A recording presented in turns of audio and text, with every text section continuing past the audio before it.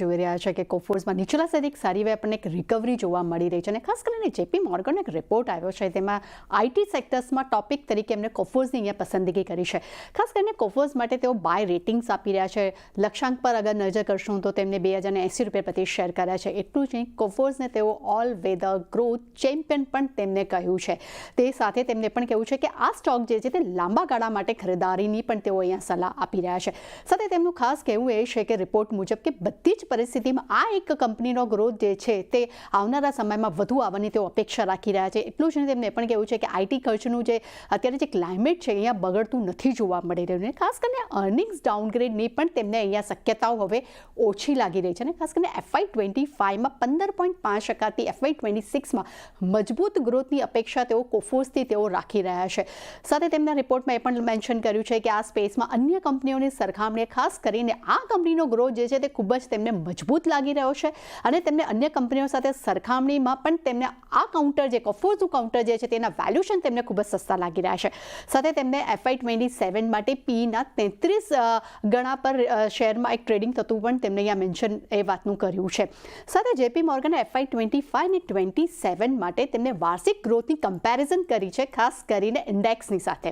કોફોર્સની અગર જો વાત કરશું તો આવક જે છે તે એમના મતે 19% અને નફો 25% વધી શકે છે. ત્યાં મિડકેપ આઈટી ઇન્ડેક્સની અગર જો વાત કરીશું તો ત્યાં 11%ની આવક અને લગભગ 17% નફો વધી શકે છે અને લાર્જ કેપ માટે તેમને 6.5% અને 9.5% નફાની તેઓ અપેક્ષા અહીંયા રાખી રહ્યા છે. એટલે ઓવરઓલ એમ કહી શકાય કે કોફોર્સ માટે તેઓ ખૂબ જ એક પોઝિટિવ વ્યૂ જે તેઓ અહીંયા રાખી રહ્યા છે. આ કારણથી અહીંયા તેમને અહીંયા બાય રેટિંગ્સમાં આપણને આપતા જોવા મળી રહ્યા છે. એટલે જો અહીંયાથી ખાસ કરીને આ બધા કારણોને લઈને અહીંયાથી એક પસંદગી આપણને ખાસ કરીને કોફોર્સ પર આવતી દેખાઈ રહી છે. એટલે એના પર એક ફોકસ અહીંયાથી ખાસ કરીને રાખવું જોઈએ. રાજજી, જો કોફોર્સ એક એવી કંપની હતી કે જ્યારે આઈટી સેક્ટરના પરિણામો આપણને આ જે Q4ના હતા, લાર્જ કેપ આઈટીમાં થોડાક નંબર્સ મ્યુટેડ જોવા મળ્યા હતા, પરંતુ મિડ કેપની અંદર કોફોર્સના એક નંબર્સ ઘણા સારા રહ્યા હતા અને ગાઈડન્સને પગલે એક સારી તેજી આપણને જોવા મળી હતી.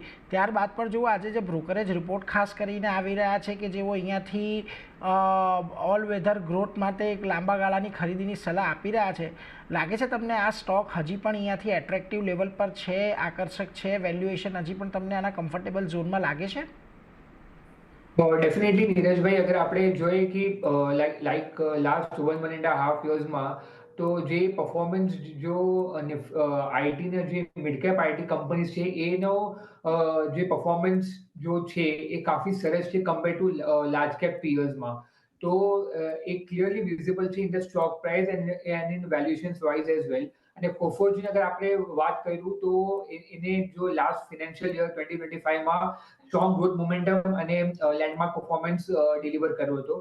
તો અગર આપણે જોઈએ કે ઇન ટર્મ્સ ઓફ USD ટર્મ્સમાં તો એને 31 યા 32% YY ગ્રોથ રિપોર્ટ કર્યો હતો ઇન કોન્સ્ટન્ટ કરન્સી ટર્મ્સ અને એ લાર્જ 14-15 ડીલ્સ પણ સેક્યોર કર્યો હતો.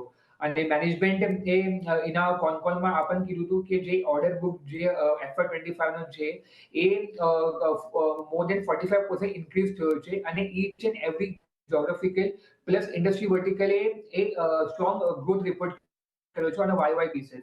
તો overall each and every segment અગર આપણે જોઈએ, BFSI સેગમેન્ટ જોઈ લીધું, ઇન્સ્યોરન્સ જોઈ લીધું અને આપણે જે એમર્જિંગ વર્ટિકલ છે હેલ્થકેર અને રિટેલ, આ બધા જે સેગમેન્ટ છે એને ડબલ ડિજિટ ગ્રોથ રિપોર્ટ કરે છે ઓન અ YY બેસિસ. અને મેનેજમેન્ટ આ જ એક્સપેક્ટ કરે છે કે જે આગળ ચાલીને જે લાર્જ ડીલ છે એ સસ્ટેન થવાની જ છે અને જે પાર્ટનરશિપ જે કંપની જે અનાઉન્સ કર્યા છે ઇન ટર્મ્સ ઓફ સર્વિસ નાઉ અને જે Tier 1 જે એક પાર્ટનરશિપ હતો ઝેડ સ્કેલર, આ બધી જે પાર્ટનરશિપ જે છે એના લીધે જે કંપની જે બૂસ્ટ મળવાનું છે એ કમિંગ ક્વાર્ટર્સમાં આપણે જોઈ શકીએ છીએ. અને તો અમારો વ્યૂ ઓન આઈટી અને કોફોર્સ પર કાફી પોઝિટિવ છે.